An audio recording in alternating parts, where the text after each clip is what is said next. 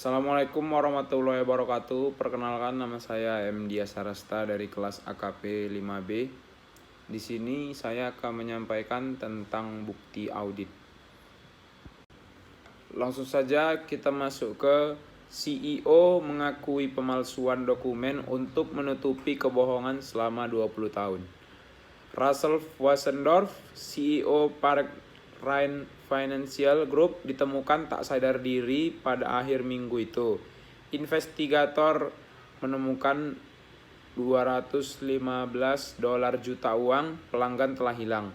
Dalam catatan bertanda tangan yang ditemukan di mobilnya, Wassendorf mengaku telah menggunakan program pelangkat lunak komputer versi dasar untuk melakukan pemalsuan yang meyakinkan terhadap laporan bank dan korespondensi resmi dari bank. Dasar dari setiap audit adalah bukti yang dikumpulkan dan dievaluasi oleh auditor. Auditor harus memiliki pengetahuan dan keterampilan untuk mengumpulkan bukti audit yang tepat dan mencukupi dalam setiap audit untuk memenuhi standar profesi. Sifat bukti. Penggunaan bukti bukan suatu hal yang aneh bagi para auditor. Bukti juga digunakan secara ekstensif oleh para ilmuwan, pengacara, dan ahli sejarah. Berikut adalah tabel berdasarkan dasar perbandingan, eksperimen ilmiah untuk menguji obat, kasus hukum seseorang yang dituduh mencuri, audit atas laporan keuangan.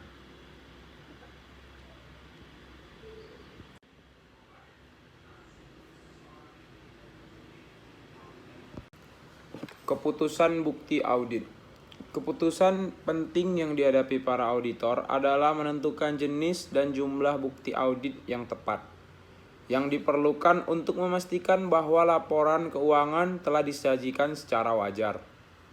Ada 4 keputusan mengenai bukti apa yang harus dikumpulkan dan berapa banyak. 1. Prosedur audit yang akan digunakan. 2. Berapa ukuran sampel yang akan dipilih untuk prosedur tersebut. 3. Item-item mana yang akan dipilih dari populasi. 4. Kapan melaksanakan prosedur tersebut. Langsung saja kita masuk ke persuasivitas bukti. Auditor harus yakin bahwa pendapatnya benar dengan tingkat assurance yang tinggi. Dengan menggabungkan semua bukti yang diperoleh dari suatu audit, auditor akan mampu memutuskan kapan ia merasa yakin untuk menerbitkan suatu laporan audit. 2 penentu persuasivitas bukti audit adalah ketepatan dan mencukupi. Karakteristik yang menentukan persuasivitas bukti. Di sini ada ketepatan bukti, adalah ukuran mutu bukti yang berarti relevansi dan reliabilitasnya memenuhi tujuan audit untuk kelas transaksi, saldo akun, dan pengungkapan yang berkaitan.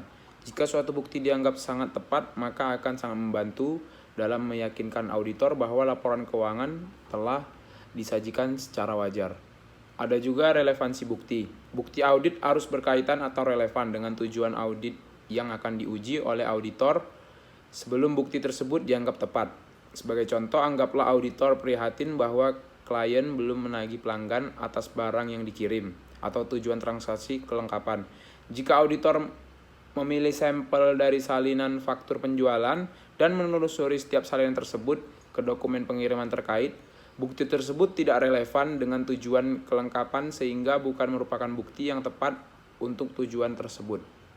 Ada juga reliabilitas bukti. Di sini mengacu pada tingkat di mana bukti tersebut dianggap dapat dipercaya atau layak dipercaya. Seperti relevansi, jika bukti dianggap dapat diandalkan, bukti tersebut sangat membantu dalam meyakinkan auditor bahwa laporan keuangan telah disajikan secara wajar. Langsung saja kita masuk ke jenis-jenis bukti audit. Di sini 1 ada pemeriksaan fisik, adalah inspeksi atau perhitungan yang dilakukan auditor atas aktiva atau aset berwujud. Jenis bukti ini paling sering berkaitan dengan persediaan dan kas, tetapi juga dapat diterapkan pada verifikasi sekuritas, wesel tagih, dan aset tetap berwujud. Di sini ada perbedaan dalam auditing antara pemeriksaan fisik aset seperti sekuritas dan kas, dan pemeriksaan dokumen seperti cek-cek yang dibatalkan dan dokumen penjualan. Jika objek yang diperiksa seperti faktur penjualan tidak memiliki nilai inheren, bukti itu disebut sebagai dokumentasi. Yang kedua, langsung saja ada konfirmasi. Di sini konfirmasi menggambarkan penerimaan respon tertulis langsung dari pihak yang independen yang memverifikasi keakuratan informasi yang diminta oleh auditor.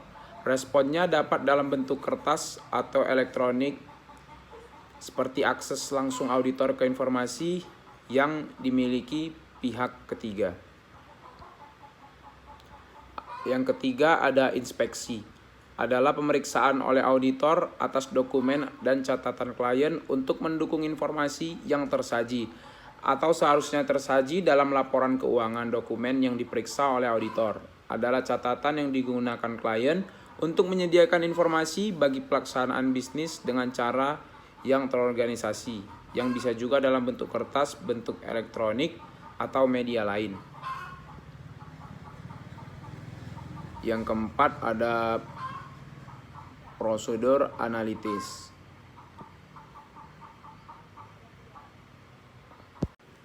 Yang keempat ada prosedur analitis. Terdiri dari evaluasi informasi keuangan melalui analisis atas hubungan yang masuk akal antara data keuangan dan non-keuangan. Sebagai contoh, auditor dapat membandingkan persentase margin kotor tahun berjalan dengan tahun sebelumnya. Prosedur analitis telah digunakan secara luas dalam praktik dan dibutuhkan selama fase perencanaan dan penyelesaian pada semua audit. Kita akan memperkenalkan tujuan prosedur analitis di sini dan membahas jenis prosedur analitis yang berbeda secara lebih mendalam di bab selanjutnya. Ya, jenis-jenis bukti audit lainnya, yang kelima ada wawancara dengan klien, yang keenam ada rekalkulasi, yang ketujuh ada pelaksanaan ulang, yang ke-8 ada observasi. Dokumentasi audit. Dokumentasi auditing menyatakan bahwa dokumen audit adalah catatan utama tentang prosedur auditing yang diterapkan, bukti yang diperoleh, dan kesimpulan yang dicapai auditor dalam melaksanakan penugasan. Dokumentasi audit harus mencakup semua informasi yang perlu dipertimbangkan oleh auditor untuk melakukan audit secara memadai dan untuk mendukung laporan audit.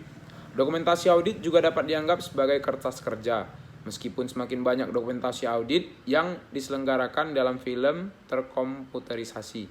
Tujuan dokumentasi audit secara keseluruhan adalah untuk membantu auditor dalam memberikan kepastian yang layak bahwa audit yang telah memadai telah dilakukan sesuai dengan standar audit.